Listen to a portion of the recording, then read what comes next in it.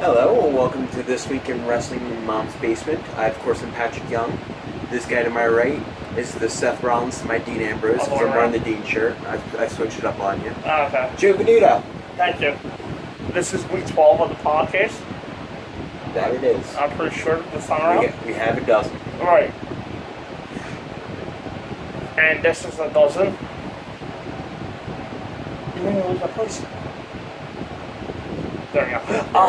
Thank you. That's the dozen. Thanks for saving me. This is the Raw vs. Smackdown live review for this week.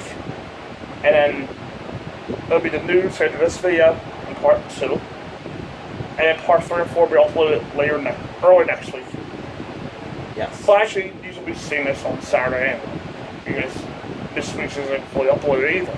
Last week's, so we're going to upload one more review. And then that, You realize you're giving them a live schedule. yes, they need to know the live schedule. They need to know it. They need to know it. No, they don't need. Yes.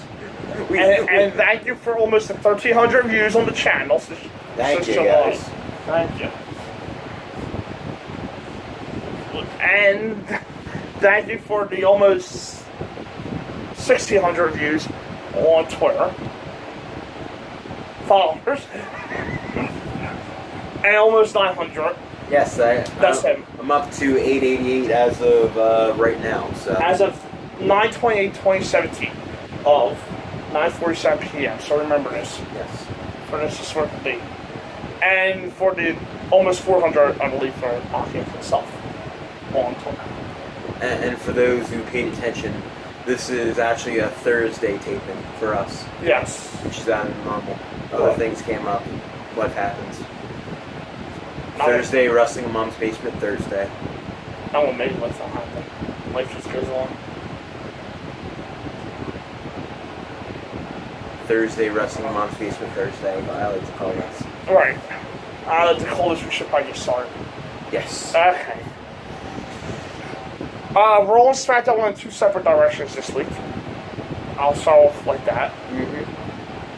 I'm not giving away if I'm just saying they went in two separate directions. Raw was coming off of newsworthy as they built up as No Mercy. Or as their theme song likes to say, No Mercy. Where Roman became the face of the company apparently officially by beating John Cena in the middle of the card, and the focus was on Roman. And as quoted by Cole, one of the most brutal matches of all time. Brock Lesnar beat Braun Strowman. I think my kids had a much brutaler fight when they were playing with each other. Lesnar Cena is going to be taking a leave of absence from Raw for a little bit. So the show was forced to point. I say force. I use force meaningfully. They were forced to put things together for TLC. That probably shouldn't be put together yet. Or points to use for things for TLC. Yep. SmackDown counter with a show that was dedicated to that. I just filled out the card for Hell in Cell. This show was emphasis on Owens and Shane, like it's been the last few weeks. For Raw, Raw intended to build for TLC, introducing new rivalries, I think, and position new stars in spots because they don't have no one else. Designed to elevate all people in the show. Most importantly, it sees the reunion of the most dominant and celebrated faction of the last decade or even more. Probably. One of the highlights of the Raw, because it was teased, I don't like the way they're down about though. Sierra Hotel India Echo Lima Delta. So the Shields are they're playing the scene of the Shield reunited. Miz, Bo Dallas, and Kurt Axel left Roman late Monday night just moments after Roman beat the Miz in a non-title match. Getting the last laugh, the three ascended their fists and engaged in the Shield's trademark fist bump, signifying the inevitable return of the most successful faction in recent history. It was those noteworthy things that happened on the show, so it sets up most of TV if they book it right. And don't just use it as a device to get to WrestleMania. Which is probably what will happen. The Shield's return has been in the works for months, beginning with Seth and Dean. Reunion over summer, which actually felt like organic. Yes. Now with Roman, the victim of a 4-1 beatdown and needed backup, it's clear that he's going to turn to Dean and Seth for that to combat the evil Mizraj. Although I'm pretty sure Roman can take Mr. Oz on his own. The Miz and Company might not be the most credible trio to come up with. No, not even close. But I'll try to give it a chance because Miz is a heat magnet. Yes. And so he should make up for Bo and Axel's lack of credibility, I'm hoping. The eventual match will probably be anticipated, but I'm honestly just expecting a glorified squash. But I guess with the Shield's return, it's a legitimate main event for TLC since they don't have much else to roll with. Since they're lacking Brock and Cena. So, I mean, I don't care where we're going. I guess I'll say Monday was a good start for the program. Good way to generate excitement, even if it's feeling forced. You're right, it does feel very forced. It feels literally just like what's being advertised for the Miz and Roman feud is. Hey look, I got two other people behind me, and you've had two other friends before that hung around you, and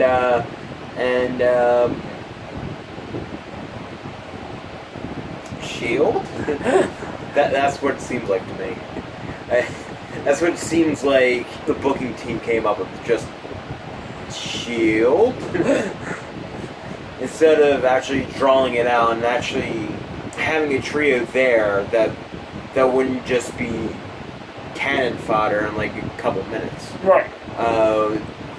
I would like to see the club. I'm pretty sure Joe's along with me on that. The club, or hell, at this point, well, first of all, what they should do last year was get the Shield back together, have Seth as a face, as Survivor Series. You do a rollover to SmackDown 6-man tag. Roman, Seth, and Dean. So it's Raw and SmackDown against AJ, who's still heel at the time, and Anderson and Gallows for Raw and SmackDown. And then everybody else kind of had their Raw versus SmackDown matches. That's what you actually do. But now, either the club. However, WWE may sue us. Yeah, we'll get to this later. I have to cease and desist this right now. Yeah, we'll get to that later in the next video. So that's what I would have done, or now your club, or honestly, I will wait another year, and probably for the Undisputed to get called up. Then. Yeah. Wasting on the Mizraj just was lackluster. At this point, the best thing they can do is make it a TLC match and put all the titles on the line then, too. Yeah. That's probably the most interesting thing you can do. Next, though I have no idea where he's going after this main feud with Dean and Seth. I guess on highlight roll will be Braun's path of rage. Less than 24 hours after losing the best brutal match in WWE history to Brock. Braun took his frustrations. 1 F5, no tables destroyed. Braun took Gallows' frustrations on Kurt Hawkins, who made a mistake of issuing another challenge to the locker room. He stalked Hawkins for a little bit, ran him down before he chokes him for a table. Then he picked up Hawkins' lifeless body and slammed him for the roll stage, or the LED screens. Braun continues to raise demand competition as he's not leaving the ring. He got summoned Dean. Dean didn't prove much for Braun's rage. He had a few moments of offense, but Braun pretty much ran through him. And then Nathan decisive loss to Brock. Braun did desperately need to be rebuilt on Monday night. Yes. They did take the creative steps, but it wasn't perfect. But I guess the reestablishment was a dangerous guy on the roster. Yeah, the beginning part I thought was... Actually, I thought the whole thing was pretty good. I thought it was a pretty good short match for Strowman and Dean. Which comparison, last year they were in the main event of Raw in Philly. Right, in that sense, yeah. Yeah. And a longer match. That's actually a vast improvement. And the go home show to WrestleMania 32, yeah. I guess Strowman sort of found himself, and Dean seems pretty motivated right now. That and Kurt Hawkins didn't take a loss. Right. It doesn't matter because his most interesting thing is his losing streak right now. Right. But however, he pretty much got the crap beat out of him by Braun. Yeah, Braun just destroying people is incredibly fun to watch. if they only knew that lesson going into No Mercy. But they knew the lesson going into No Mercy. They didn't know it at No Mercy. They didn't know it at No Mercy, and then they knew going out of No Mercy. Final number Braun actually goes for TLC. Yeah, he has a match with Seth next week. But that's clearly not Other going to than be that, if he's going to be destroying stuff, maybe Samoa Joe. Maybe if Joe's healed. Yeah. Yeah, if he's healed. Yeah. Other than that, I'm actually not sure. And another highlight and roll, probably my personal favorite part because it made the most sense out of everybody. The new blood and an old vet. Mickie James stepped forward and looks like she's next in line for Lex's World Women's Championship. Introduces some new blood, a little new blood to the title push overall. Mickie, a former 6-time Women's Champion, took exception to Alexa calling her a lady and struck her first verbally, then physically, sending Alexa to the floor. Considering just how much the World Women's Division was dominated by Bayley and Sasha throughout this year, it's nice to see WWE utilizing the most talented woman overall, other than Asuka. Mickey's a veteran of high-profile title matches, and she's working with Alexa before in matches. They never feud though. Well, they had a little feud going to the 6-pack challenge at WrestleMania, but nothing else. Now she has the opportunity to actually deliver a quality program with a young performer, Alexa, so Alexa should get more experience and credibility than she had when they first teased the feud or SmackDown Live last year. This is actually probably the best Alexa Bliss promo there's been a long time. Yeah. She's fantastic on the mic. And fantastic to look at. There still might be in her. Yes. But Mickey's right, she was just a little girl. Yes. On Monday night. Yeah, Mickie did look fantastic. She looked like hardcore country, Mickey. I was getting hardcore country vibes. Hardcore country. Tell me that's her song too. Well, anyway, the guys in hardcore country aside, the promo actually hit hard. Yeah. It got the fans to. The fans didn't react to Mickie at first. To react to Mickie. But as she was talking, yeah. Yeah, and recently she's been having, whenever she actually showed up on TV, which is a large part of the problem, probably. Yeah. She always had that trouble getting that reaction. Like, I guess the fans wouldn't remember her as much. Or it wasn't in front of the right fans. Right. Like, it wasn't in, like, a big city like New York or Philly or Boston, where they would react and remember Mickie. Like, Shelton got a reaction in Brooklyn. Right. However, this actually gave her a reaction, and it's also really refreshing to not see Sasha, Bayley, or Nia in the titles. Who though Nia, they eventually need to do something with. Yes. Because she actually was coming off a hot performance on Sunday. Yeah. Now she's back to being a heel. I agree. Yeah, they eventually do something with her. But, yeah. She can beat up Dana. Yeah. Because Emma will probably go with Asuka. Yeah. They need somebody to lose in 30 seconds. Yes.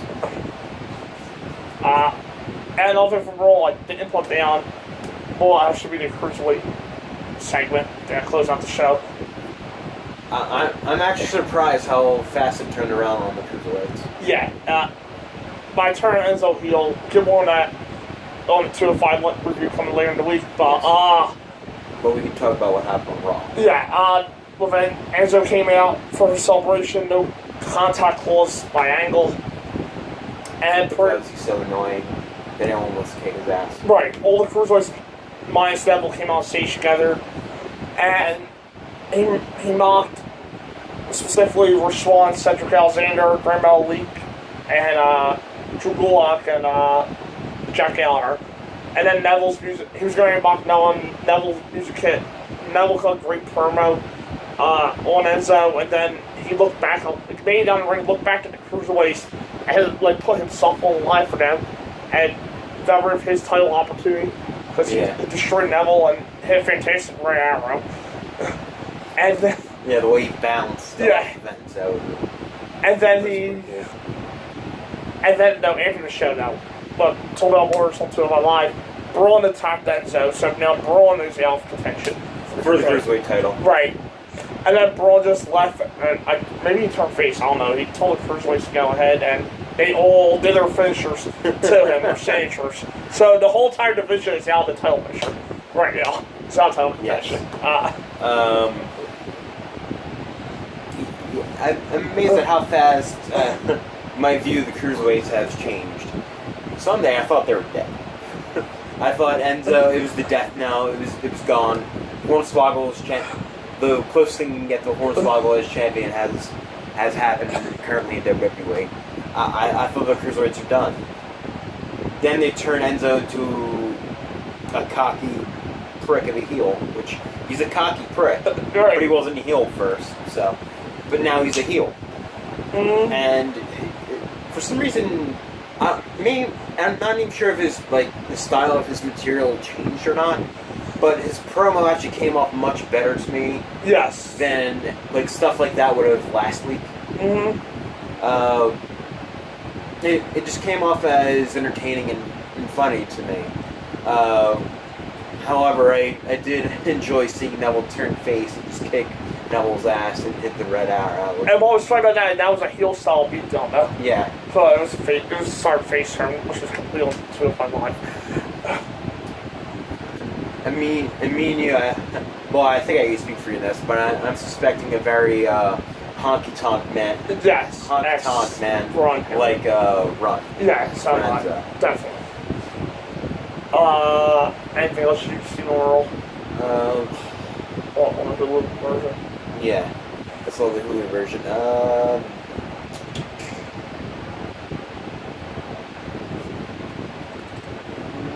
Not particularly, no. Okay. Then we'll get to Smackdown. Time for the blue brand. Smackdown continues to build towards Hell in a Cell next Sunday on October 8th. Shane again confronted Owens a header match inside the steel structure, but was the announcement of another match inside the cell, as well as the return of Glorious Superstar to help bolster the show. Fight for He won't give in. He won't give in. He's so glorious. Fight forever. Sami Zayn and Kevin Owens appear to be destined to fight forever, especially if Tuesday's episode of SmackDown Live is any indication. Sami approached Owens at the top of the show, suggested that Owens was losing his mind recently. He has seen Kevin snap before, but never like this. Mm-hmm. Or he was growing weary that was going to happen again. Yeah. And when that didn't change Owens' opinion of him, a match between the superstars was made for the nice event. Owens again lost his composure this time, delivering an apron powerbomb to Sami. That led to the official call of the match, or Owens won by knockout, I'm not sure. Yeah. From there, Shane hit the ring. Well, not the ring. He was running down the ramp, chasing Owens off, and Owens had a cheer around. He was going to do what he did in Jericho, cheering to the pole. Yeah. And he just threw Sami cheer first into Shane's chin. That continued to build for their match also. There will be some who probably take exception that Sami was used as a support character for a feud between Owens and Shane. Especially since Sami's own feud with KO can main event Hell in a Cell too. Yeah. Oh yeah. God yeah.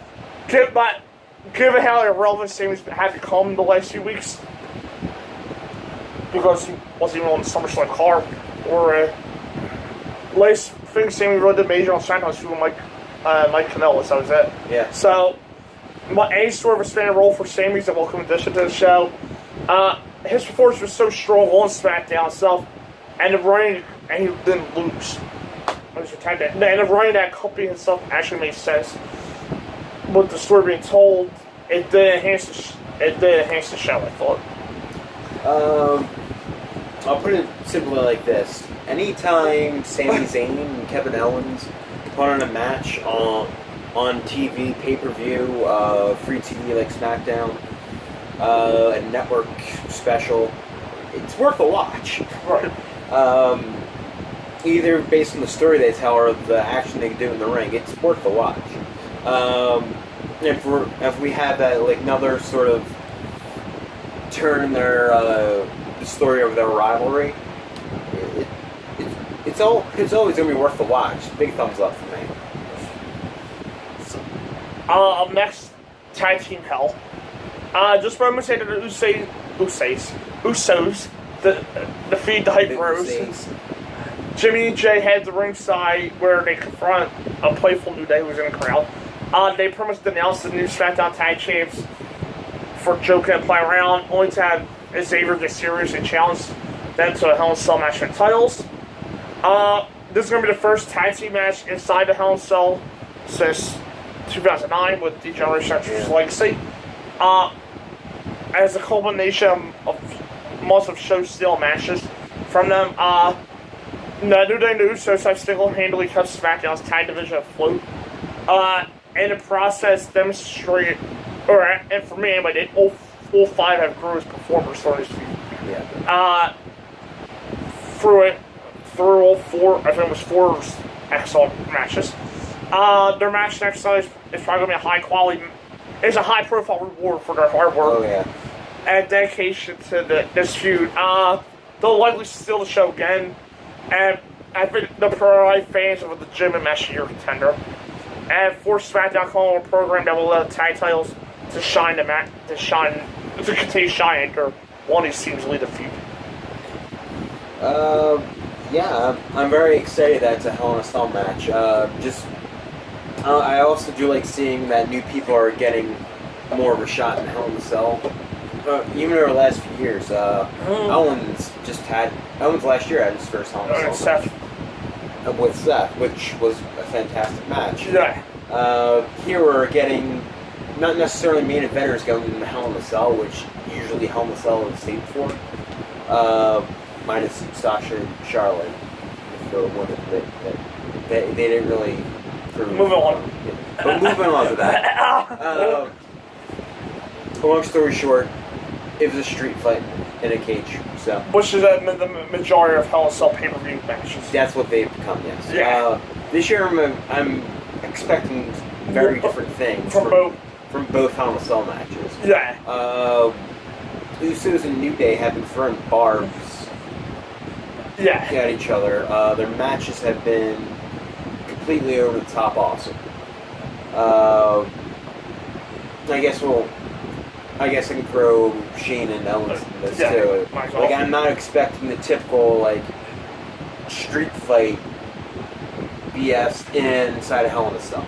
I understand there's going to be 3 announce tables on one side and there's something behind. Yeah. As Shane's in the match. Now, I'm not saying he should jump. The man is almost 50. He doesn't have to jump to be entertaining. Hence WrestleMania 33. But he's probably going to. Right.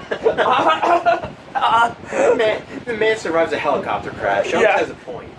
So, yeah. However, getting back to New Day and Usos, I'm very happy that just the tag team division is getting the opportunity to go in Hell in a Cell. Especially with these two teams, this match should be really awesome. Glorious. Dolph Stalker and Legendary Superstars came to end Tuesday night. Still ranting about the lack of care for fans from wrestler shows himself while Dolph was dressed as Undertaker. Dolph found something interrupted by the return of Bobby Roode, who cut promo on him and challenged Dolph to a match at Hell in a Cell.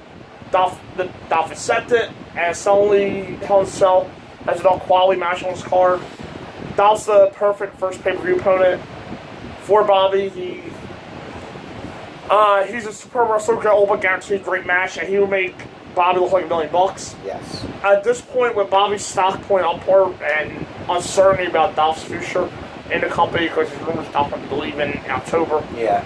To go to Ring of Honor New Japan to prove WWE world and then just sign back. In a few years, that is exactly what management wants to need. So. Yeah, I'm really interested in the feud. It sounds really good. Just basic pure wrestling there. Sounds great. However, I'm not sure if this feud would just end with that one match, though. No, because they aren't scheduled for Starfleet. Yeah, because Dolph's also been doing this entrance thing for a while now. Yeah. And I'm not sure if you can just wipe that off with just one match that gets maybe 2 weeks of direct build. Right. But I'm interested in seeing it, and I think it's a very good thing. And seeing Bobby's entrance in a big arena on Smackdown is always fantastic. Yes. Couple of little notes of Smackdown. The United States 2 more matches were added to Hell in a Cell. AJ Styles is going to be defending the United States Championship against Baron Corbin. with that being said, their match with Ty Dillinger tied to lose my count out. So I won't be surprised on Tuesday rather this week. I'm going to go home and search Ty at for a triple threat. Yeah. And even if he's not, Ty's really been protected for the last few weeks. Yeah. So he might be playing a part in the match himself, too. Or he's like the feud beyond the match right. for Corbin. Corbin, yeah. Rusev on the Primal area. And probably one of my favorite segments of the week. Yeah, one of the best segments of the week. Yeah. You just gotta love over the top Rusev. Yeah, from me singing to Rusev's face to the mayor to both RKOs, yeah. And Orton challenged Rusev to Hell in a Cell, and I wish Renee a happy Rusev Day. Happy Rusev Day to everybody else out there. And the women's match is too. I'm starting to see growth in Carmella in the ring, but I'm not a fan of Money Bank people losing, but in this case, I'm also not going to sell my tea kettle for Carmella beating Charlotte. So, the right person won. Yeah, I'm pretty much expecting Carmella to cash in on Charlotte and win. Well, obviously, we're not going to get my prediction of Asuka being the first opponent for Carmella. It'll probably go back to Charlotte right after, sometime afterwards. But yeah, I thought Carmella did a really good job this week. She did very solid. She's very solid this week. The biggest botch of the week for myself comes from Earl. For more Finn versus Bray. Really. Suggested the rivalry will continue beyond No Mercy, and the Finn won cleanly and decisively for the second consecutive month is a poor booking choice. That just shows how devoid of ideas that the creative team on role is for both former world champs. A year ago, Finn became the first star to win the Universal Championship. 8 months ago, I think, Bray was the champion preparing, yes, believe it or not, preparing to enter WrestleMania at the center of a high-profile main event, or headline match. Fast forward 8 months and suddenly neither have anything to do, or anything interesting, almost to do. So they continue programming them against each other. Despite the fact there's nowhere for the story to go. Finn's beating Bray, there's no value in the feud for Finn especially. Bray's been beaten numerous times and win this point will ring hollow for him, so with no rhyme or reason for him to continue his filler until something more important or progressive or press it comes up, if it comes up, since we all know where Raw is leading to for WrestleMania. That is, I hate to copy off you like that, but yeah, that pretty much is probably my worst book of the week. I didn't get to see it either. I watched the Hulu version, but I did read the reports and results or reviews and all that stuff. And you're not why continue this? Why continue this feud? Bray beat Finn once. Finn got his win back as the Demon, and then the big blow up for the feud was non-Demon Finn versus Bray Wyatt. Right. I'm not sure how much you've never had legs for this feud to begin with, actually. Right. Yeah. Maybe the cool visual of the Demon versus Bray Wyatt, or standing off with him like that. But literally, that was over the first minute of their SummerSlam match. Right. Yeah. Their feud's done. So it just seems like there's a placeholder. Like Joe said, there's a placeholder for what Finn's going to do later, and Bray, I have no idea what he's going to do. What do you do after? Wish we do got news on what Finn's schedule to do next. Yeah. But that'll happen in news. Yeah. But I have no idea what Bray would do afterwards. Goldust, maybe? I guess. Yeah. I don't know. The Raw's been hit with the injury bug as of late. Maybe they'll finally bring Broken Matt and Bray Wyatt. I don't know. That's probably the only interesting thing Bray has right now. Yeah. Alright, which means he's going to be playing over Angle's son this thing. Yes. Show of the week. 1. Okay, Power Excite. 2. for Smackdown. I didn't rate off it for this week. It was just Raw wasn't bad. It just felt thrown together. Smackdown had a purpose this week, so it was a good show. Smackdown feels like they're starting the idea where their head was to take the belt off of the main belt off of somebody. Then we should get somewhere. Yes. I'm not going to say nothing. So go ahead. Raw just felt. The only way that I can actually put this is it was a show. It felt like things happened. Some things were sort of important. And the woman in the cruiserweight specifically those things. The face Raw has a hard time with. But the rest, it sort of felt. SmackDown actually felt like things were being accomplished, and maybe that's just because they have a pay-per-view coming up in 2 weeks. Yeah, but Raw has one in 4 weeks, so it's not like Raw has a lot of time to waste. Exactly. Yeah. Where SmackDown they have a pay-per-view this month. Yeah. So they had a lot of time to build. But it just felt like SmackDown. There were things going on. There was things worth watching. You had to watch this show to see what Kevin Owens and Sami were going to do. You had to watch the show to see what the Usos and New Day, how that was going to continue. It felt like things were actually accomplished on this show instead of Raw, where it didn't feel like much got accomplished. No. Minus two things, one with the women and one with the cruiserweights. And real quick about SmackDown too, even the Jinder stuff this week wasn't as terrible because Nakamura finally got revenge for that. So even that was accomplishing. Yes. For the last 3 weeks of these promos. Instead of Nakamura sitting back there. Yeah. So yeah. That'll do it for this episode. Next will be the news, and there's quite a few this week. Yeah. So. Got a big time talking about it. See you guys later.